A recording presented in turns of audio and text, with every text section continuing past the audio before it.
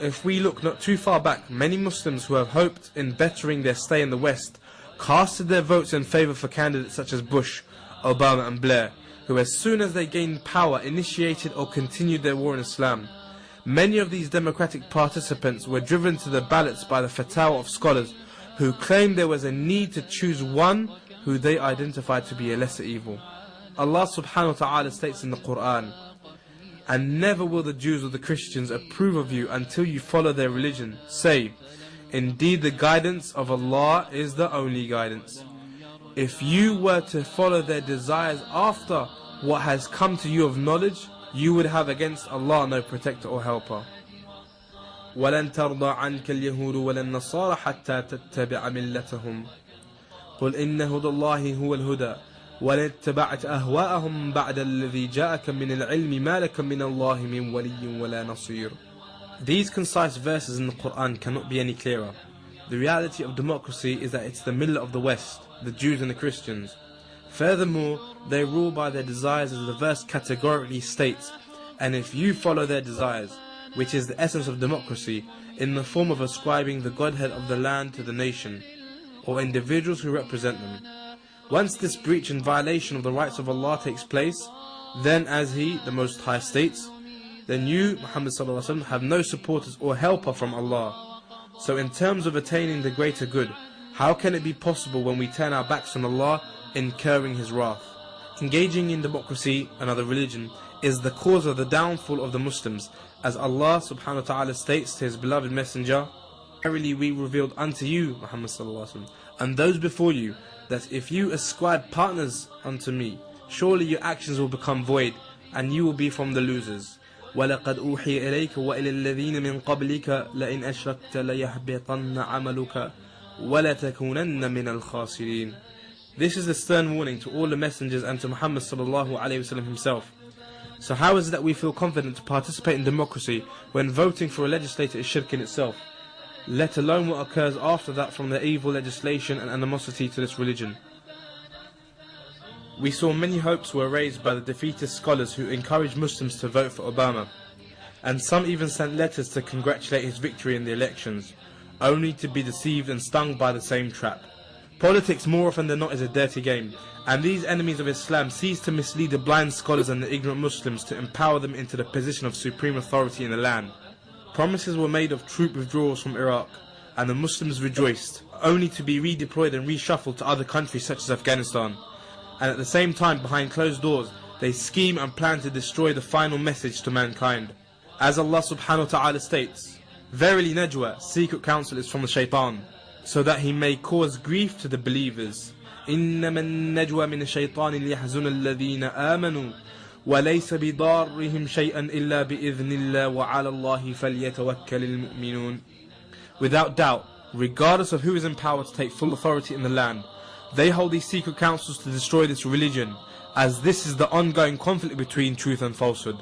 As the Most High states, "And thus we have made for every prophet an enemy, devil from mankind and jinn, inspiring to one another decorative speech and delusion. But if your Lord had willed, they would not have done it, so leave them and that which they invent. وَكَذَلِكَ جَعَلْنَا لِكُلِّ نَبِيٍّ عَدُوًّا شَيَاطِينَ الْإِنسِ وَالْجِنِّ يُوحِي بَعْضُهُمْ إِلَى بَعْضٍ زُخْرُفَ الْقَوْلِ غُرُورًا وَلَوْ شَاءَ رَبُّكَ مَا فَعَلُوهُ فَذَرْهُمْ وَمَا يَفْتَرُونَ." We must revisit our established principles of Tawheed and ask, does the false hope of attaining these masalih justify empowering an individual to legislate besides Allah? Also, what is extremely surprising is those who call for the participation in the democratic process fail to identify and unify the small population of Muslims to vote for one specific legislator. So apparent, and the danger so imminent, why are they failing to identify which legislator to empower and ensure the Muslim votes do not counteract each other? The Muslim communities have been left with no guidance, just an open door to participate in what is most certainly another religion. So the scholars state that for the Muslims to engage in legal action to prevent a greater one, then there has to be no other means available, and if there is, then the engaging in the sin becomes unlawful. Therefore the guidelines have been documented, and this is not the first time where people use this ruling to engage in what their desires call them to. Shaykh Abu Qatada again deals with the issue of maslahah in his interview when he states, "And whosoever sees the permissibility of entering as a maslahah in this topic has come with something great in magnitude to this religion of Allah. The necessity of this religion takes precedence over all necessities, and that's unanimous, and nothing takes precedence over this deen.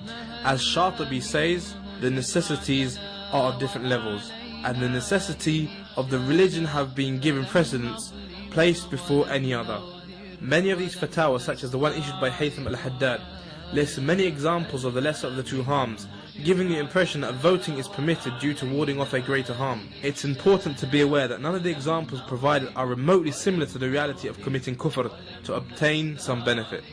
For some it may seem far-fetched, the principle of supporting one tyrant over the other by empowering him and supporting his manifesto as the same as supporting one false prophet over the other. If two men claim to be prophets and one is a greater threat to Islam and the Muslims, can we say that empowering one over the other is permitted as his threat is less? If supporting one over the other by means of calling people to assist him in attaining power is not permitted, and it's totally inconceivable that anyone would regard it to be otherwise, then in principle, supporting one tyrant over the other in the democratic elections is the same. The reason for this is that the support for one member of parliament and empowering him involves an individual to engage in another religion, giving credibility to their man-made ungodly system and elevating his status into a godlike one of legislating. In reality, this is setting up a rival unto Allah.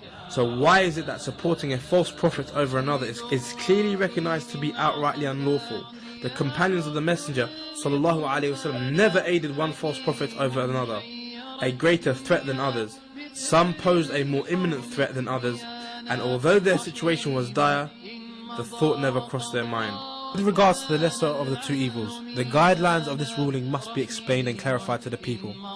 The lesser of the two harms, or lesser of the two evils, exists in circumstances such as an individual being coerced or unable to prevent various harms befalling oneself. For example, as the scholars in the past have clarified, that if one is coerced to make a choice between two options, both being haram, then the lesser of the two is chosen. Another issue pertaining to this topic is the principle that if one is alleviated from this coercion, then immediately he is not excused to engage in or opt for an evil or an unlawful matter. As the principle states, what is permitted with an excuse becomes false or nullified once the situation changes. مَا جَازَ لِعُذْرٍ بَطَلَ بِزَوَالِهِ.